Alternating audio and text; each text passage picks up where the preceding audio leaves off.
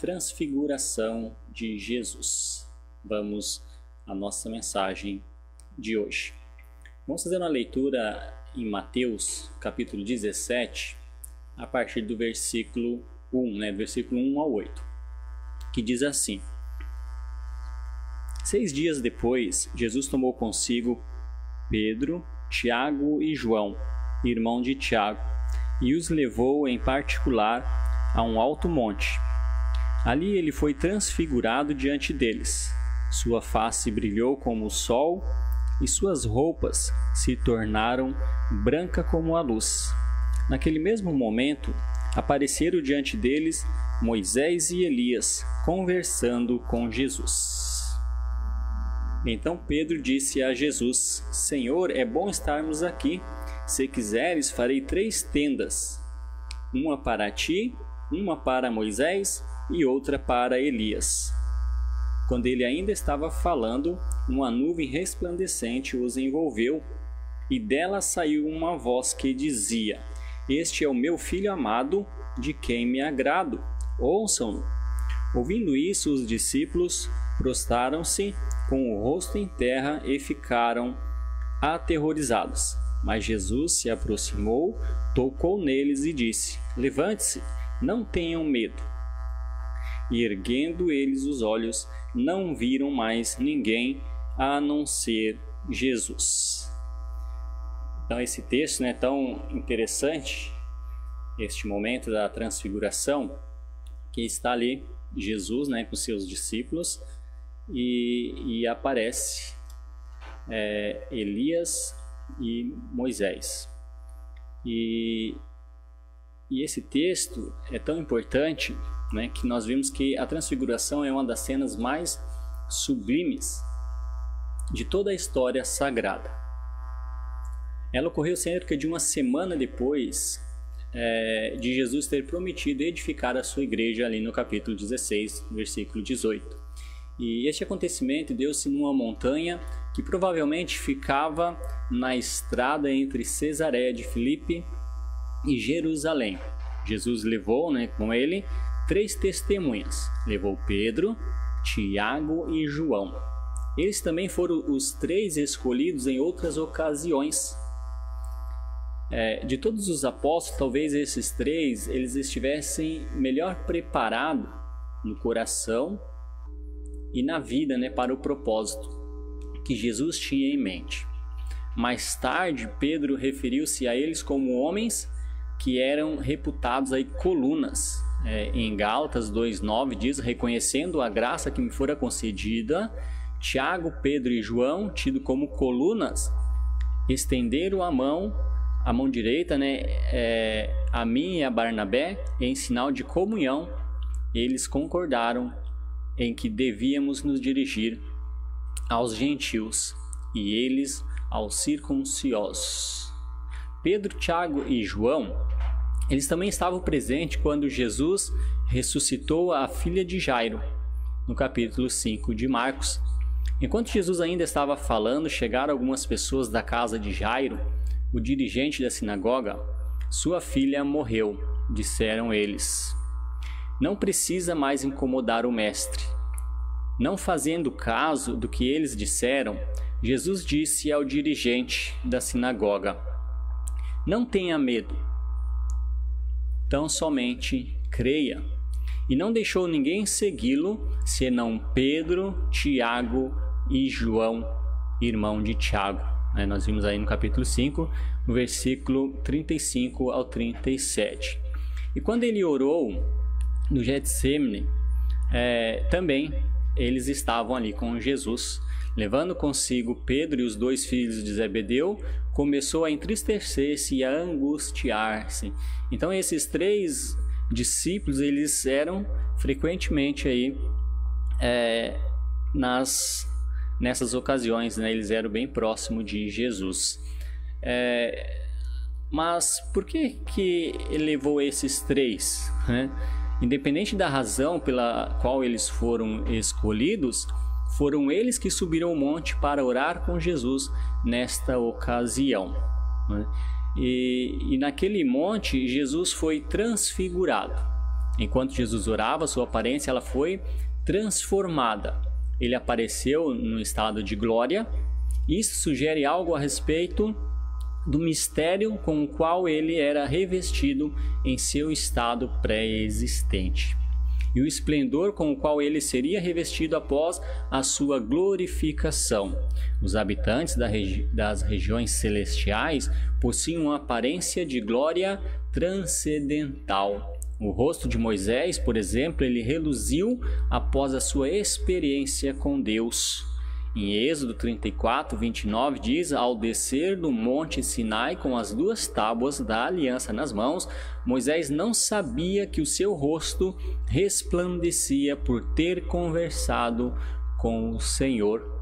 Quando Jesus apareceu a Saulo de Tarso, houve uma luz mais resplandecente que o sol. Em Atos 26, 13, diz: por volta do meio-dia, ó rei, estando eu a caminho, vi uma luz do céu mais resplandecente do que o sol, brilhando ao meu redor e ao redor dos que iam comigo. Em Apocalipse, no capítulo 1, versículo 14, diz: a sua cabeça e os cabelos eram brancos como a lã, tão branco como a neve, e os seus olhos eram como chamas de fogo. A aparência de Jesus, quando João o viu em Patmos, é de fato algo glorioso de se contemplar. Na transfiguração, o semblante de Jesus ficou tão brilhante quanto ao sol, as suas vestes ficaram excessivamente brancas. Deve ter sido uma visão maravilhosa. E ali naquele momento, que Jesus é transfigurado, que ele muda, a sua aparência, vai aparecer junto com Jesus Moisés e Elias. Enquanto Pedro, Tiago e João observam Jesus, eis que os 2 varões falavam com ele, Moisés e Elias. Moisés e Elias, esse é o relato de Lucas, capítulo 9, versículo 30. Sempre houve algo misterioso relacionado às mortes de Moisés e de Elias. Moisés morreu às margens da terra prometida, mas ele não foi enterrado por mãos humanas. Na verdade, em Judas versículo 9, vai dizer que ele faz ali uma referência enigmática a uma disputa entre o diabo e o arcanjo Miguel pelo corpo de Moisés. Judas não explica os detalhes e isto não é mencionado em nenhum outro trecho aí das Escrituras. O local do descanso final de Moisés foi indeterminado. Ninguém sabe aonde ele foi sepultado. Ele o sepultou em Moabe, no vale que fica diante de Bet-peor, mas até hoje ninguém sabe onde está o seu túmulo. Está registrado em Deuteronômio, capítulo 34, versículo 6. E Elias viveu cerca de 1000 anos antes de Cristo. Ele foi um dos únicos homens transladado do Antigo Testamento. No tempo estabelecido, vem do céu o que é descrito como uma carruagem de fogo, e Elias foi levado deste mundo. Segundo a Reis, capítulo 2, 11, vai dizer, de repente, enquanto caminhavam e conversavam, apareceu um carro de fogo puxado por cavalos de fogo que os separou, e Elias foi levado aos céus num redemoinho. Na transfiguração, 1500 anos após a morte de Moisés e 1000 anos após o translado aí de Elias, eles foram vistos no monte conversando com Jesus. Isto é uma prova da imortalidade dos seres humanos. Os homens não estão mortos, eles ainda estão vivos. Há alguma coisa no homem que nunca deixa de existir. 2 homens conversavam com Jesus séculos após terem existido aqui na terra. Sobre o que eles conversavam? Sobre o que era esta reunião que eles estavam ali conversando com Jesus? Nós fomos deixados sem qualquer pista, eles estavam falando da morte iminente de Jesus. O assunto era esse, eles estavam falando sobre Jesus. Eles apareceram em glorioso esplendor e falavam sobre a partida de Jesus que estava para se cumprir em Jerusalém. É um relato de Lucas também, no capítulo 9, versículo 31. Agora, o tema mais importante a chamar a atenção do homem porque os homens de eras passadas teriam tanto interesse neste assunto, eles tinham muito interesse também na morte de Jesus.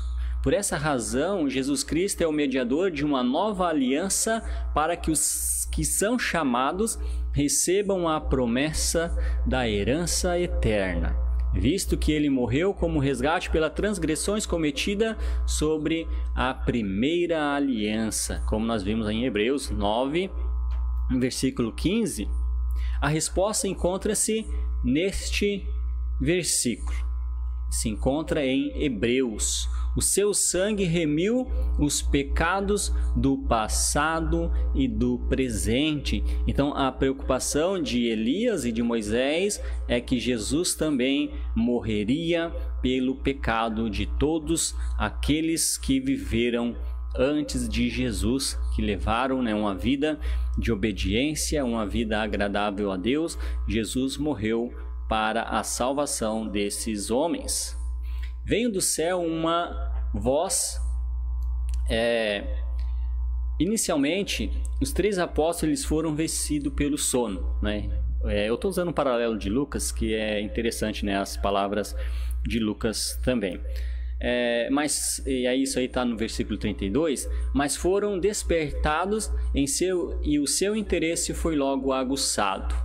Pedro fez a sua proposta entusiástica. Se queres, farei aqui 3 tendas. Uma será a sua, para Jesus, outra para Moisés e outra para Elias. Ele parecia querer honrar todos os 3 igualmente. Jesus não aplicou uma repreensão.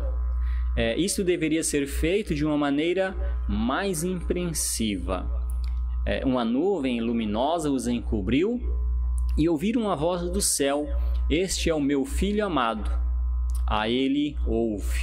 No versículo 5 aí do capítulo 17 do nosso texto. Pedro lembrou disso por toda a sua vida. Ele referiu-se isto quase uma geração depois, lá em 2 Pedro capítulo 1, versículo 16 e 18, vai dizer assim: de fato, não seguimos fábulas engenhosamente inventadas, quando lhes falamos a respeito do poder e da vida e da vinda do Senhor Jesus.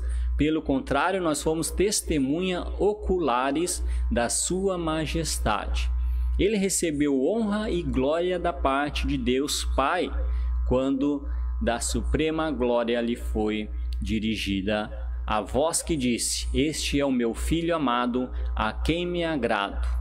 Nós mesmos ouvimos essa voz vinda do céu, quando estávamos com ele no Monte Santo. Qual era o significado daquilo? Moisés e Elias, eles representavam todas as eras do Antigo Testamento.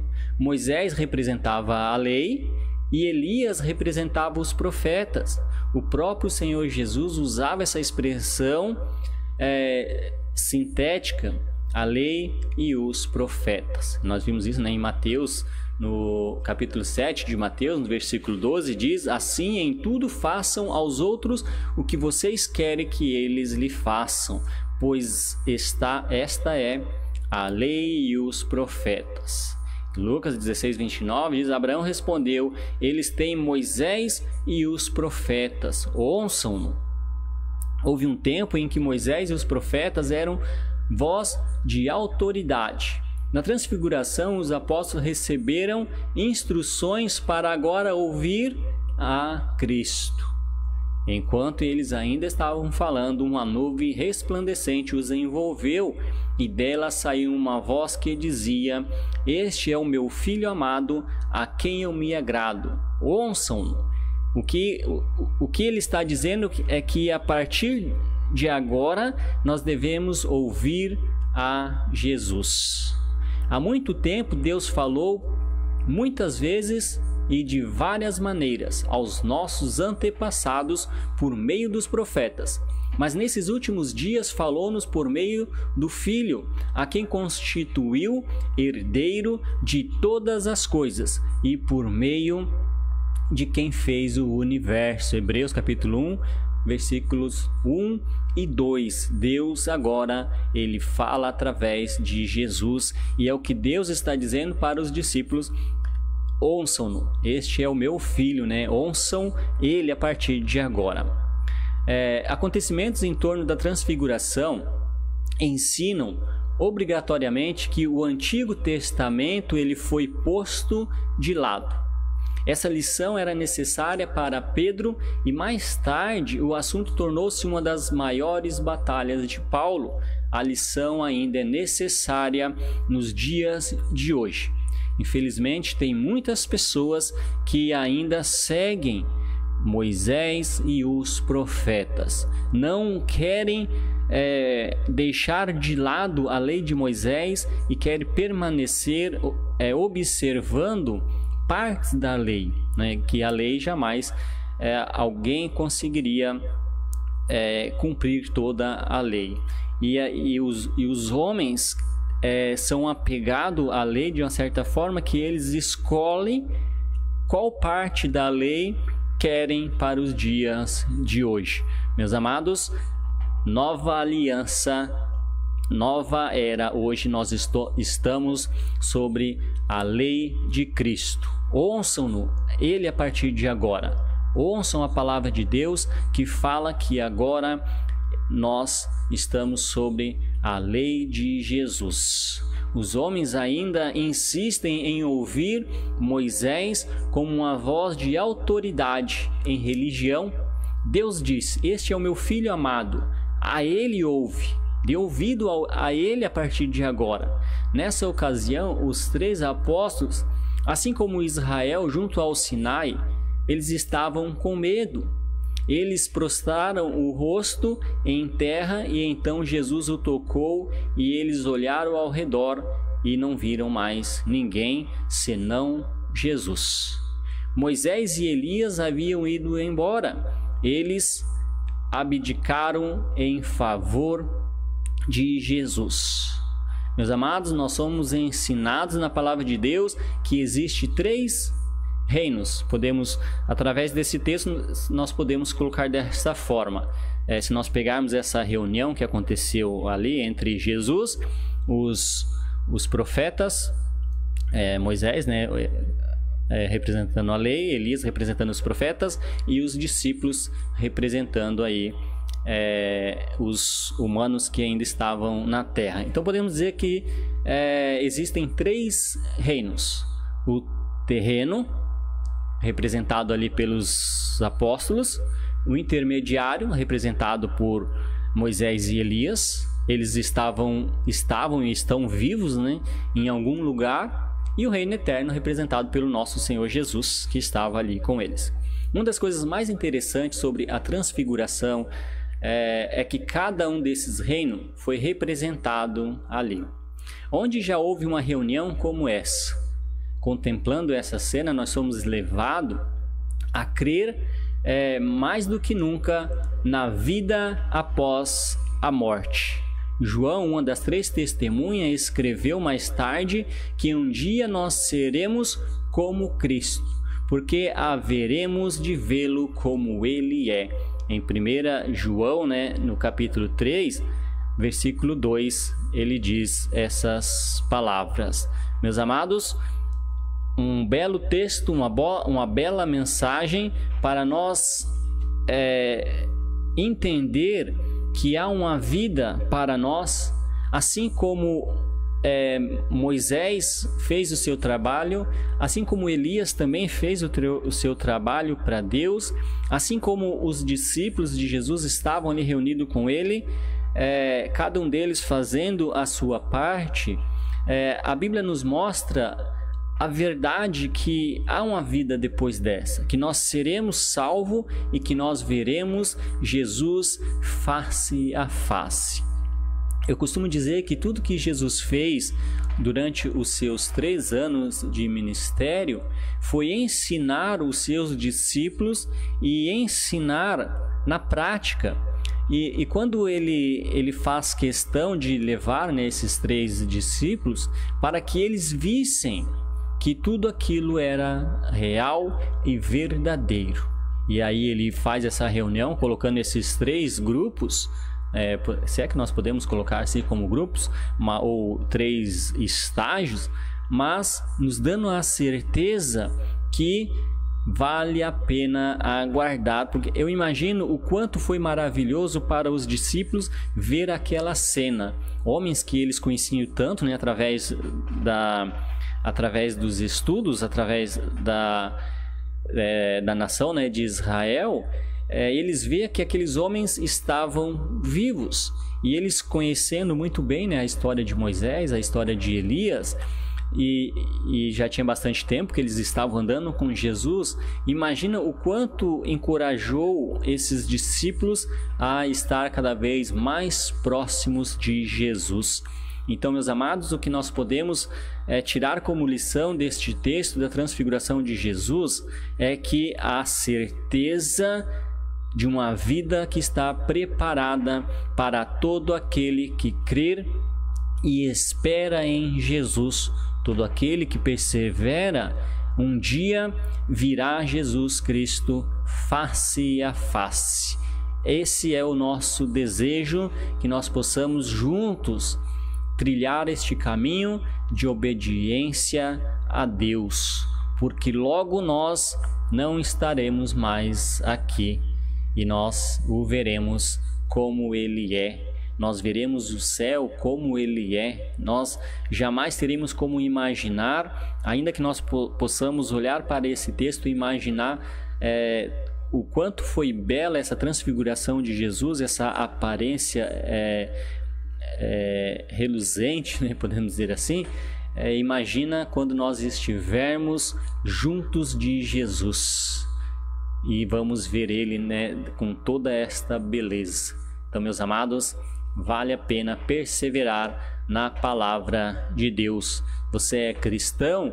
Continue perseverando, continue buscando crescer em graça e em conhecimento. Procure viver cada vez mais próximo de Jesus. Imagina a distância que estavam aqueles homens ali assistindo Jesus, Moisés e Elias. É o melhor lugar para estar, perto de Jesus. Você que não conhece a Cristo, você que não é batizado, procure conhecer o nosso Senhor Jesus para você se aproximar dele e você ver a mesma beleza que os discípulos presenciaram naquele monte, na transfiguração de Jesus. Que possamos, através desta mensagem, através desse texto, nos animá-los e continuarmos perseverando, porque não tarda a volta do nosso Senhor Jesus. Que Deus nos abençoe. And we sing glory.